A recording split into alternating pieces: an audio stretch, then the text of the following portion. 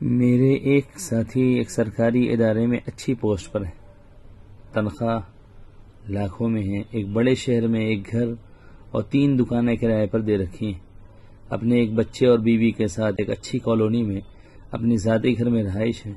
بیوی شوقیہ کسی کالج میں پڑھاتی تھی، 25,000 کے قریب اس کی تنخواہ بھی تھی، سب کچھ بہترین چل رہا تھا۔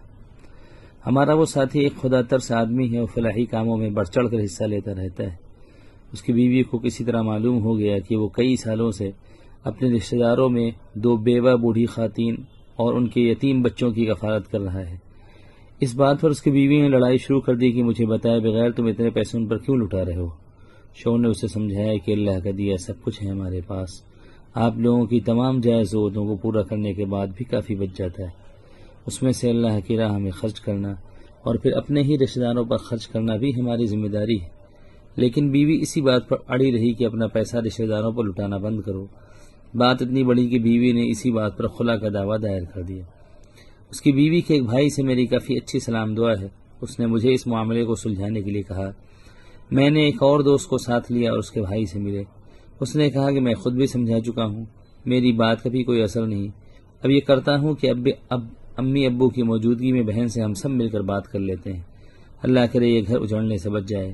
ہم سب ان کے گھر ملے، چھوٹا سا گھر تھا جس میں 3 بھائی اپنے کئی عدد بچوں اور والدین کے ساتھ رہائش پذیر تھے۔ لڑکی سے ہم نے پوچھا کہ شوہر سے کیا شکایت ہے اور اس کے ازالے کی کوئی صورت ممکن ہے؟ کہنے لگی کہ وہ اپنی ساری آمدنی اپنے رشتہ داروں پر لٹا دیتا ہے، یہی شکایت ہے مجھے۔ میں نے پوچھا کہ آپ کی ضروریات کا خیال نہیں رکھتا؟ کہنے لگی کہ رکھتا ہے۔ ہمارے بزرگ دوست نے پوچھا کہ کیا آپ کو پیسے کی تنگی دیتا ہے کہ آپ کسی چیز کے لیے کہو یا پیسوں کا کہو اور وہ منع کر دے؟ کہنے لگے نہیں، ایسا بھی کچھ نہیں، میرے کہے بغیر ہی میرے اکاؤنٹ میں اتنے پیسے بھیج دیتا ہے کہ مجھے کہنا ہی نہیں پڑا، شاپنگ بھی ساری کرواتا ہے۔ ہم نے کہا پھر جو بچ جائے اس پر آپ کو اعتراض کیوں ہے؟ وہ اپنی مرضی سے جہاں چاہے خرچ کرے۔ کہنے لگے ایسے کیسے، میں اسے رشتہ داروں پر لٹانے دوں؟ میں نے پوچھا کہ اچھا جو آپ کی تنخواہ ہے کیا آپ اسے دیتی ہو یا اس کی مرضی سے خرچ کرتی ہو؟ ایک دم اونچی آواز میں بولی میری کمائی ہے تو اپنی کمائی اسے کیوں دوں گی، وہ میری ہے تو اپنی مرضی سے خرچ کروں گی۔ اس کے بعد ہم نے اسے کافی سمجھایا کہ آپ کی جائز ضروریات پوری کرنا شوہر کا فرض ہے، لیکن اس کی ساری کمائی پر آپ کا حق نہیں، اس کو پورا استحقاق ہے کہ اس میں سے اللہ کی راہ میں اور اپنے دوسرے رشتہ داروں پر، غریب رشتہ داروں پر جیسے چاہے خرچ کرے۔ لیکن اس کا تھا کہ مجھے ایسے شخص کے ساتھ رہنا ہی نہیں ہے جسے اپنی تنخواہ دوسرے رشتہ داروں پر لٹانے کا شوق ہو۔ اس میں اس کی والدہ بھی اس کا ساتھ دے رہی تھی۔ جب بات کسی طرح نہ بنی تو ہم نے اسے اٹھتے ہوئے کہا کہ خلا لینے کی صورت میں ان ساری فیسلٹیز سے محروم ہو جاؤ گی، سہولیات سے محروم ہو جاؤ گی جو ابھی تمہیں حاصل ہے۔ والدین کا گھر بھی چھوٹا ہے، تمہارے لیے یہاں رہنا بہت مشکل ہوگا۔ علیحدگی کے بعد اپنے قریبی بھی آنکھیں پھیر لیتے ہیں، لیکن اس کا یہی کہنا تھا کہ میں خود کماتی ہوں، اپنا خیال خود رکھ سکتی ہوں۔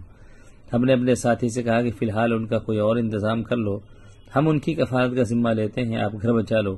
لیکن اس کا یہی کہنا تھا کہ اصل بات تو یہ ہے کہ میں اپنی آمدنی پر بھی اپنا حق نہیں رکھتا، یہ تو ایسے سمجھتی کہ میں شوہر نہیں اس کا غلام ہوں، جو کماؤں اس کے ہاتھ پر لا کر رکھ دوں، پھر جیسے وہ کہے ویسے خرچ کروں۔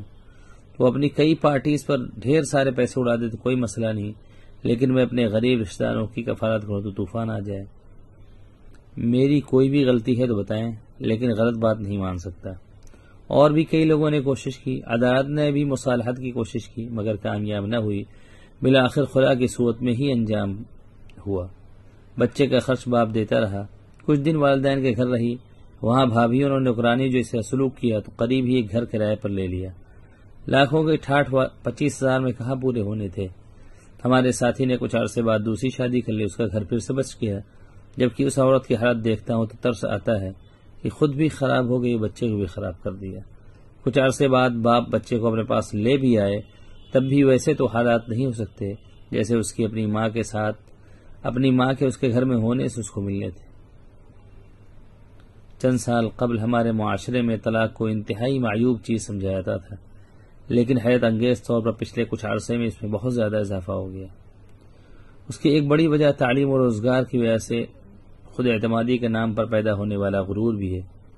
عدالتوں میں خلا کے کیس دیکھے تو حیرت ہوتی ہے کہ اتنی چھوٹی چھوٹی باتوں پر کیس، اس میں زیادہ تر انا اور غرور کا دخل ہوتا ہے، اور رہی صحیح کسر میڈیا پر چلنے والے ڈراموں نے پوری کر دی۔